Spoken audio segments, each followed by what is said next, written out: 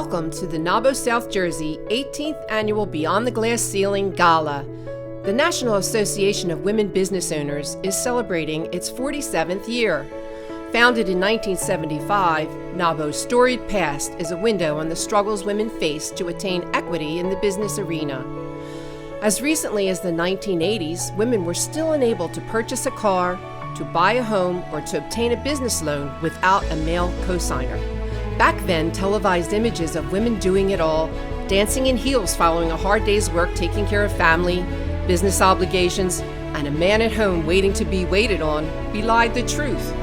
We were exhausted, tired of living up to unrealistic expectations, tired of bending to traditional norms, tired of doing it all and having little to show for it. In 1988, President Ronald Reagan signed the H.R. 5050 bill, which lifted restrictions on women seeking to gain financial independence, and NAWBO co-founders Denise Kavanaugh and Dottie Gandy were at the forefront of the movement. What started with a backroom meeting in Washington, D.C. between two women trying to pool resources strengthened into a national organization with upwards of 60 NAWBO chapters throughout the United States, counting approximately 5,000 members, including women from every culture and diversity. Tonight, NAWBO South Jersey is proud to honor women making a difference in our region, their way, with the support of NAWBO behind them. Whether taking care of their families, running businesses and nonprofits, or tirelessly serving their communities, their work translates into myriad benefits for humanity at large. Let's meet our honorees.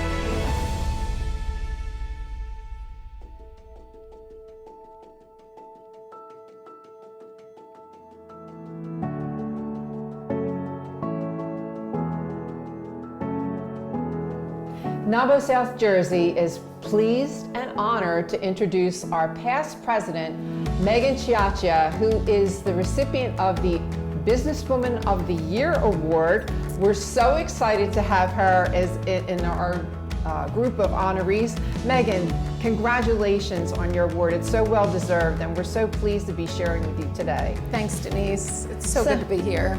It's wonderful to have you. How long have you been in your field? I started working as an accountant in 2003, so 19 years now. And you originally started out with your father, from what I understand, yes, right? so I joined him working for him in 2003, and then I got licensed as a CPA in 2013. We formed a partnership, an S-Corp together. My father and myself were partners starting in 2014, and he just retired back in June of last year. So what is the name of your company again? Chiachia CPA. I'm the second generation of business, the ownership of my firm. And not only am I second generation, but I'm that female generation of my firm. I went into the family business with my father, and everybody knows working for a family or with family has its own set of challenges. But as I talked to people, whether it was clients or friends or family, businesses don't always make it to the second generation. They don't make it through that transition, first off. So and the true. fact that we've gotten through the transition in one piece, our family, and just the fact that my business is thriving in the second generation. That's a huge accomplishment. Yeah, that's what I feel like. You know, you don't realize how many businesses fall apart before they get to that second generation ownership. Well, congratulations on that. The fact that my dad and I both got to this place, I feel like is a huge accomplishment. So knowing what you know now, is there anything you would do differently related to your current career path? I would find my support system a whole lot sooner. Now, I'm the first one to say how great NAWBO is and how much it's been has been such an impact on my business, but I didn't join NAWBO until 2017. And had I had this support system of like-minded women earlier in my career, I can only imagine where I would be now if I had that support system sooner than what I did.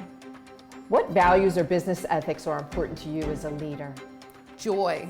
When just recently I had to really, with rebranding as Chiachia CPA, I had to really think about what my values were, and joy really stood out in everything. And I felt as though when I have joy in working with my clients or working with their finances or just in anything that I do and being with my team at the office, being with my family and my kids, it all just kept coming back to joy. And the more that I found joy in what I was doing, just everything else came together. All the pieces of the puzzle came together as soon as you find joy in what you do. One more question. How do Yeah. you see life? Glass half empty or glass half full? I try to be half full. I know I'm not always that way, but again, it goes back to that joy. There's no joy when you're looking at it half empty. That's true. Yeah, try to be realistic, but also half full. Well, again, Megan, thank you so much for sharing with us today, and congratulations on your award. It's well deserved, and we appreciate you being here. Thank you. You're welcome.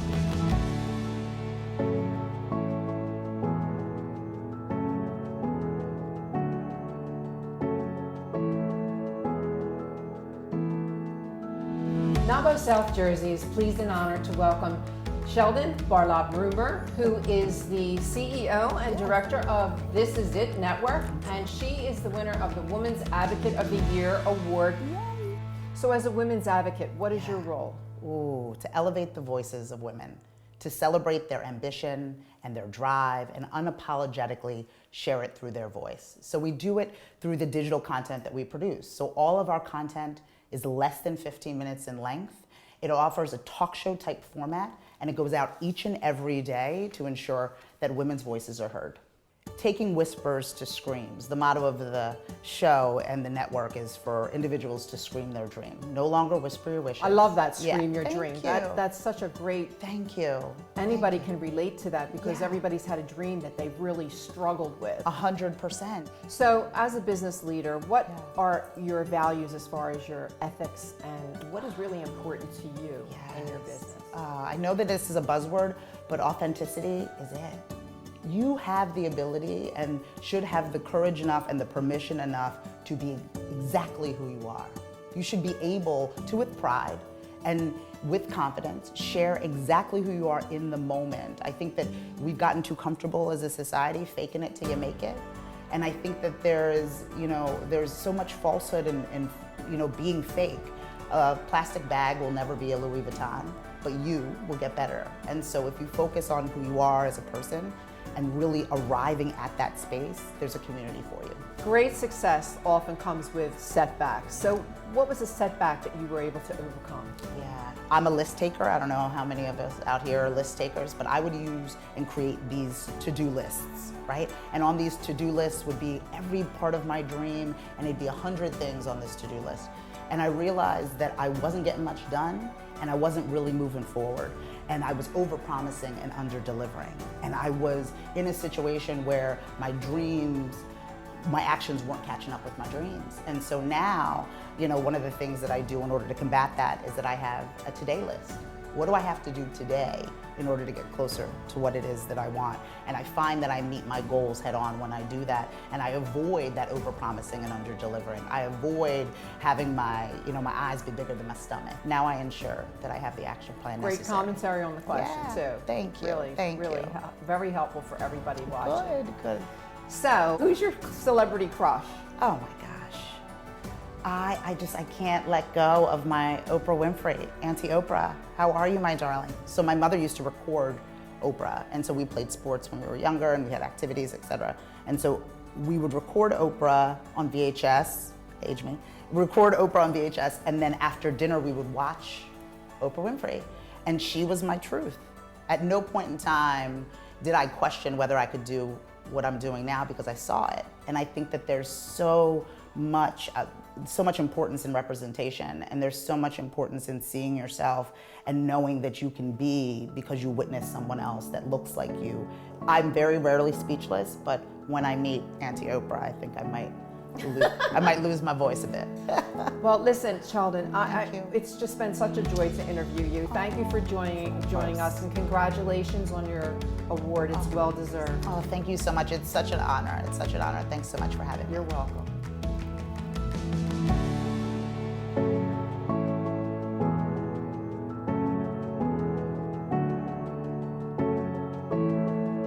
NAWBO South Jersey is pleased and honored to welcome our Diversity Advocate of the Year, Suba Barry.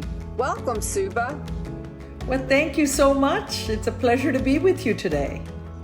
Many businesses are trying to expand on the diversity initiatives. What is the first recommendation that you have for a business owner to make a more inclusive workplace environment? Very often people think that diversity and inclusion is just something that large companies should take on and tackle in scale. I actually think small businesses is where you can incubate this, because small businesses are local. So look at the community around you, and depending upon the diversity you have in your community, well, not every community may have a preponderance of African Americans or Hispanics. And in the cases where they do, make sure that your workplace is reflective of those communities in which you do business and who you serve. What do you see as the most significant challenge for women in business today?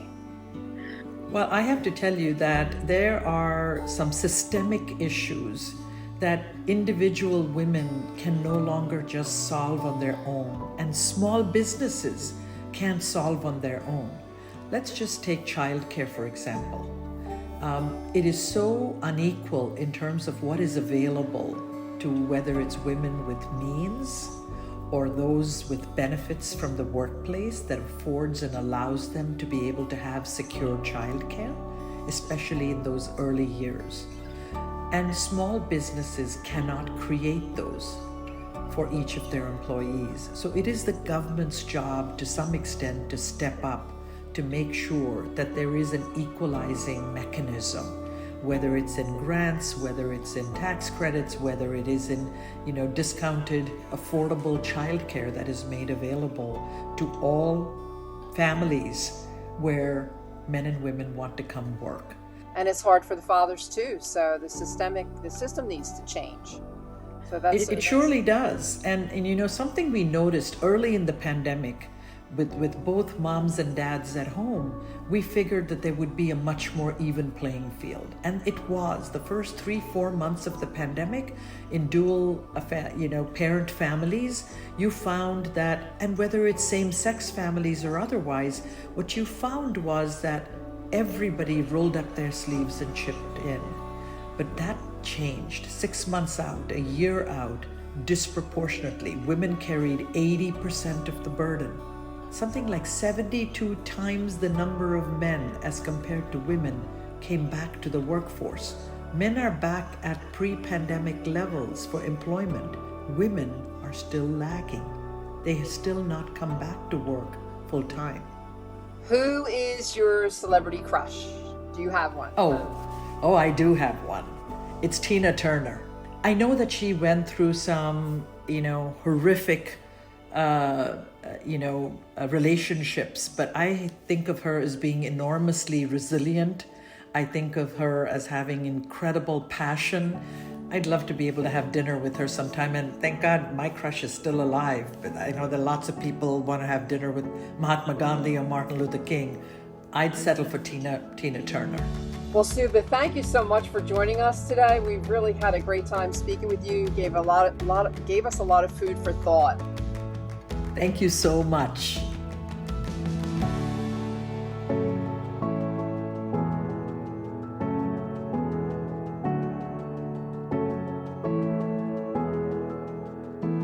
NAWBO South Jersey is pleased and honored to introduce to you Cheryl Norton, who is the Executive Vice President of American Mortar. She is representing that company to receive the Company of the Year award. Welcome, Cheryl. Thank you so much. I'm so honored to be here. We're honored to have you. What can we do as women to power one another to achieve greater equity and success? I think that, first of all, we have to try to get to know each other a little bit and really know what the women that we work with, what their needs and wants are. Not every woman has the same kinds of career goals. So having those candid conversations and just trying to figure out what the women that we're working with, where their kind of end goals are, if you will, is really important. And I also think that we've got to give them the opportunities to network and to have those development opportunities. We've got to be intentional about that so that they have every opportunity possible to build their team and to just have a strong network of supporters throughout the business. What do you think is one of the greatest accomplishments of American Water? You've been with them for a long time. You also served as president. What do you think is their greatest accomplishment right now? Well, we provide a life-sustaining service, and so I think that in and of itself is such a great accomplishment, but it really is more about how we do what we do and the passion of the employees that we have. I'm just so proud of the team that I work with all across American Water, and being able to create an environment that's both physically safe and emotionally safe, and allow our employees to go out and really build on that passion to do business in an environmentally supportive way, but also really addressing inclusion all across the board, and helping our employees to just be the best they can be every day when they come to work is just such an honor. And they go out there and provide great service to our customers 24 hours a day, 7 days a week, 365 days a year. And I'm just so proud of what they do to provide service to the communities that we serve. How do you keep people motivated on your team? Motivation can be really hard. You work a lot of long days, people get tired, they get a little they can get disengaged. COVID's been a real challenge with that. But the way to keep people most engaged is to really be open about what the challenges are that the business is facing, and help them understand exactly what they do every day and how that helps the business be successful. So really setting clear expectations and letting people just understand, hey, this is how I give back to the business. This is the contribution that I make to make American Water successful.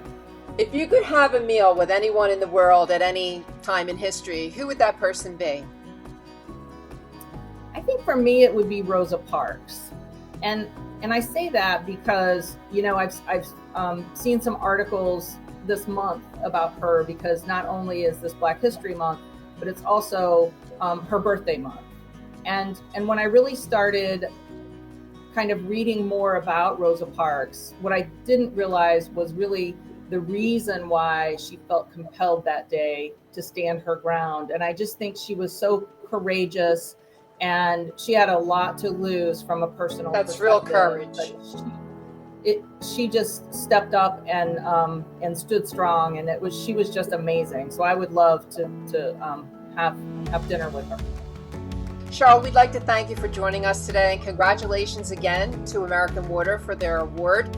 We're so glad we were able to share. Thank you so much.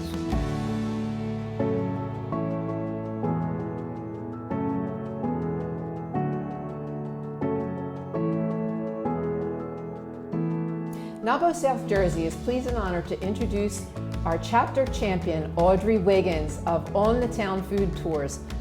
Audrey, congratulations on your award. We're so excited to talk to you today. Tell us a little bit about your company before we talk about you being the chapter champion.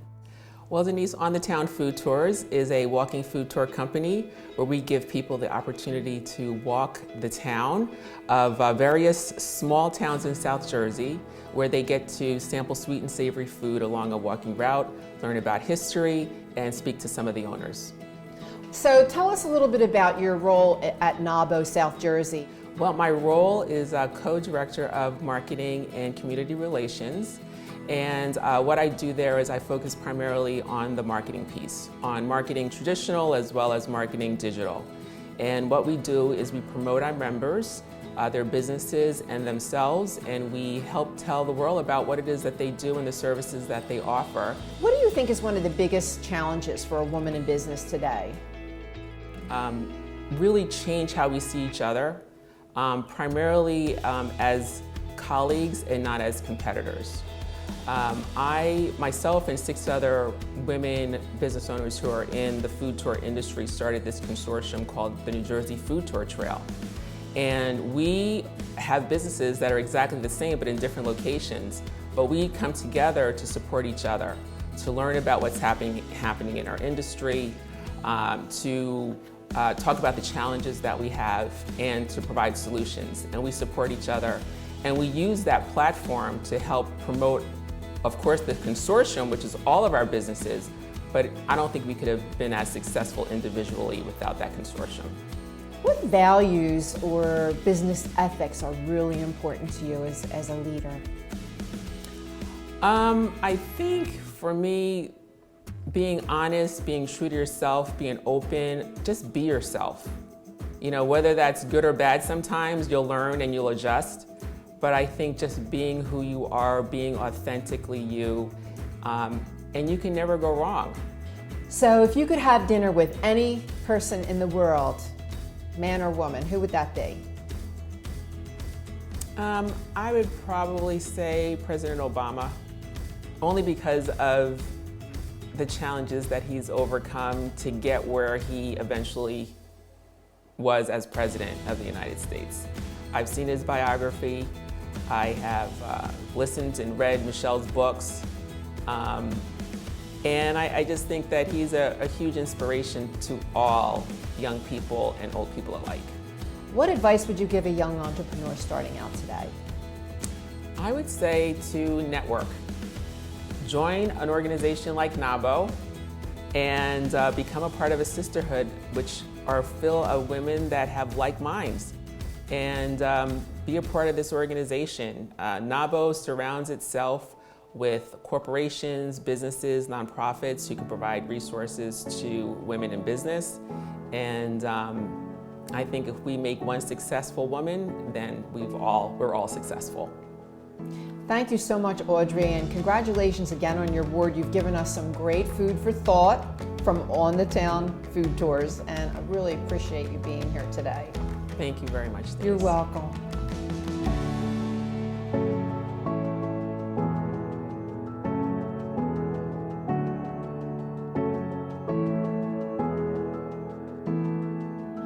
NAWBO South Jersey is pleased and honored to present to you today the award recipient for the Nonprofit Company of the Year, Rhonda Erkowitz, who is the Executive Director. Rhonda, welcome. Thank you. It's a pleasure to be here. So we want to get to know a little bit more about you and what you do and all of the challenges that you face. So as what do you think is the most important accomplishment of Cross County Connection? Well, I think Cross County Connection has accomplished a lot over our 30 years. And we provide transportation services to people who don't have a means to get to work primarily. And I think the pandemic really showcased our abilities, and I'm really proud of the way our staff was able to convert some of our programs to meet the needs of our residents and employees of South Jersey who don't have transportation. We were actually able to use our shuttles as social services resources on wheels for people. So as a leader, what values or business ethics are most important to you? I think the most important thing is integrity and honesty. Can't get enough of that. No, you can't get enough of that, and especially, you know, in the times that we're dealing with now, we need more of that. And I'm very appreciative of my team. My staff has only the best interest of our communities in mind. They just have great heart. So what do you think is one of the biggest challenges for a woman in business today? I think women in business they challenge themselves to do it all. I mean, we all have this feeling that we don't need to ask for help. We can do it on our own. We can multitask. That's kind of like a man not asking for directions. Exactly. It's exactly like that. And women have to overcome that. We all have to realize that there are other women who can serve as our mentors, that when we're facing a challenge, it's not insurmountable. You just need to seek out the right people to help you. That's and good you have advice. to ask for help. That's good advice. So who, if there was one celebrity that you could have dinner with, who would that be? Anywhere in the world? I would probably want to meet with Ruth Bader Ginsburg. I really admire her, not only as in her role as a Supreme Court Justice, but I admire her tenacity and the way she was brought up and how she kind of came through the ranks in an era that was very male-dominated in the legal field. She was an advocate for women's rights when it was not a popular thing to be. And her perseverance and tenacity have always been traits that I really admire. I think every woman in this room could relate to that statement. Yes. I want to thank you, Rhonda, for being here, and congratulations on the award. And it's obvious that as a leader, you're doing a great job, and we appreciate you joining us this evening. Thank you. We're very honored by the award from NAWBO, and we really appreciate the recognition. As a small organization, we're not often recognized for our accomplishments, and it's just a great boost to us to be honored in this way. So thank you. You're welcome.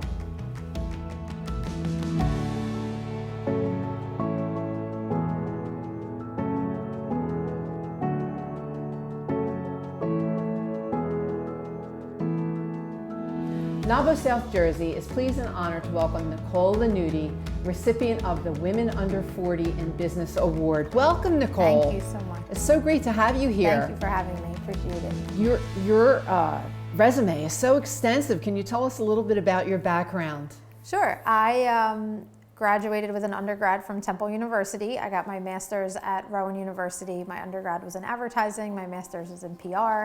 I've held positions in the advertising industry. My most recent job outside of self-employment, I was director of marketing at a rehab firm.